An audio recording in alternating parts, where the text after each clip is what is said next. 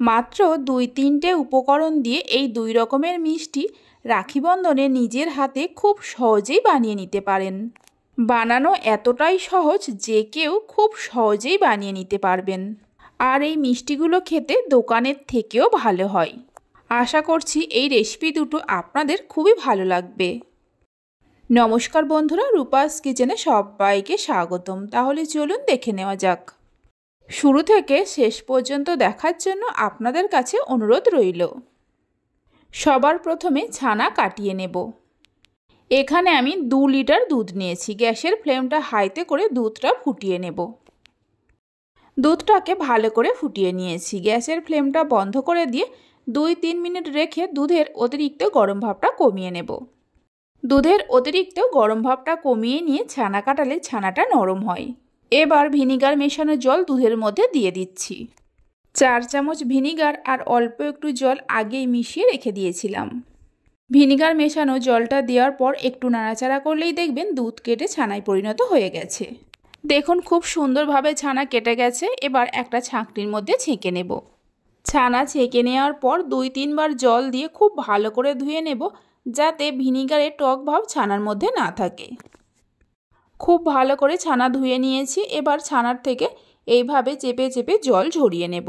ছানার জলটা যখন ঝরিয়ে নেওয়া হয়ে যাবে, একটা প্লেটের মধ্যে ছানাটা নিয়ে খুব ভালো করে মেখে নিতে হবে। অবশ্যই ছানাটাকে খুব ভালো করে মেখে নিতে হবে, মানে একদম মসৃণ করে মাখতে হবে। ছানা যদি ভালো করে মাখা না হয় তাহলে মিষ্টিগুলো পারফেক্টভাবে তৈরি হবে না। প্রায় 5-6 মিনিট সময় ধরে ছানা খুব ভালো করে মেখে নিয়েছিলাম। দেখুন ছানা একদম মসৃণ হয়ে গেছে। এবার ছানাটাকে 2 ভাগে ভাগ করে নেব। 2 ভাগে ভাগ করে নেওয়ার পর একটা ভাগ কড়াইয়ের মধ্যে দিয়ে দিলাম। এর মধ্যে দিয়ে দেব 50 গ্রামের মতো চিনি, তবে চিনিটা চাইলে আপনারা কম বেশি করে দিতে পারেন। অল্প একটু এলাচ গুঁড়ো দিয়ে দিচ্ছি। সব কিছুকে খুব ভালো করে মিশিয়ে নেব। সব কিছুকে যখন খুব ভালো করে মিশিয়ে নেওয়া হয়ে যাবে, গ্যাসের ফ্লেমটা মিডিয়ামে করে 1 মিনিটের মতো নাড়াচাড়া করে নেব। তাহলেই দেখবেন চিনিগুলো গলে গেছে। চিনিগুলো যখন গলে যাবে, গ্যাসের ফ্লেমটা লো টু মিডিয়ামে করে কিছুক্ষণ নাড়াচাড়া করে মিশ্রণটাকে ঘন করে নেব বা শুকনো শুকনো করে নেব। লো টু মিডিয়াম ফ্লেমে 4 থেকে 5 মিনিটের মতো নাড়াচাড়া করে নিয়েছিলাম। দেখুন মিশ্রণটা আগের থেকেই অনেকটা শুকনো শুকনো হয়ে গেছে, মানে ছানার মধ্যে আর একটুও জল জলে ভাব নেই। এর থেকে আর বেশি সময় ধরে রান্না করতে যাবেন না, তাহলে মিষ্টি শক্ত হয়ে যাবে। প্লেটের মধ্যে রেখে ঠান্ডা হতে দেব। মিশ্রণটা ঠান্ডা হয়ে যাওয়ার পর এই রকম কাগজের মোল্ড নিয়ে ভরে নেব। কাগজের মোল্ড যদি না থাকে তাহলে ছোট ছোট বাটির মধ্যেও ভরে নিতে পারেন। এইভাবে করে একটু চেপে চেপে দিতে হবে। একটা সন্দেশকে রেডি করে নেওয়া হয়ে গেছে।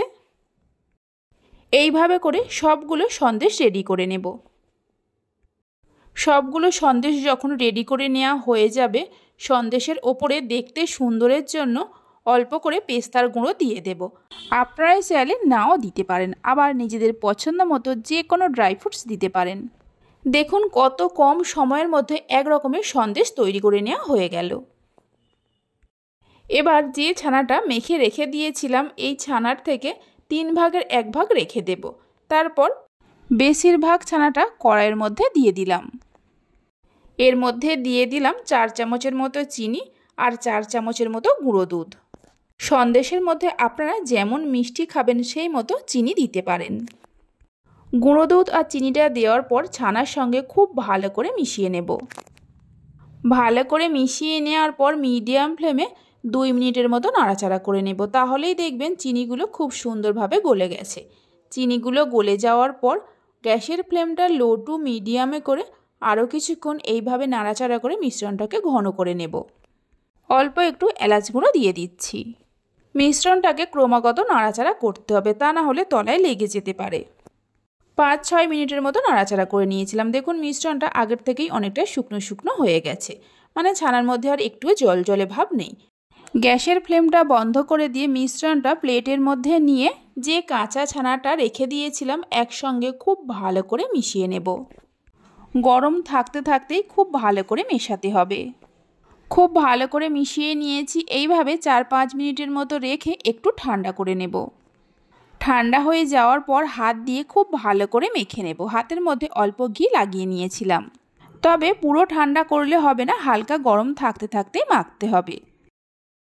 খুব ভালো করে মেখে নেওয়ার পর কিছুটা করে মিশ্রণ হাতের মধ্যে নিয়ে পাকিয়ে গোল বলের মতো করে তৈরি করে নেব। রেসিপি ভালো লেগে থাকলে লাইক, শেয়ার ও সাবস্ক্রাইব করে পাশে থাকবেন। দেখুন একটা সন্দেশ তৈরি করে নেওয়া হয়ে গেছে। এইভাবে করে সবগুলো সন্দেশ তৈরি করে নেব। আপনারা চাইলে সন্দেশগুলো এর থেকে ছোট করেও তৈরি করতে পারেন, আবার এর থেকে বড় করেও তৈরি করতে পারেন। দেখুন আরও এক রকমের সন্দেশ আমাদের তৈরি করে নেওয়া হয়ে গেল। অল্প কিছু উপকরণ দিয়ে কম সময়ের মধ্যে দারুণ স্বাদের 2 রকমের সন্দেশ আমাদের তৈরি হয়ে গেছে। তাহলে চলুন ভিডিওটা আমি এখানেই শেষ করছি। আপনারা সবাই ভালো থাকবেন, সুস্থ থাকবেন। ধন্যবাদ।